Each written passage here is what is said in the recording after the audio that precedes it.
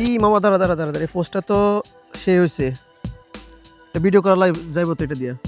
দেখি কোনটা। এই যে এটা। রিলস যদি অনেক স্ট্যান্ডার্ড হয় তাহলে পাবলিক খাইব।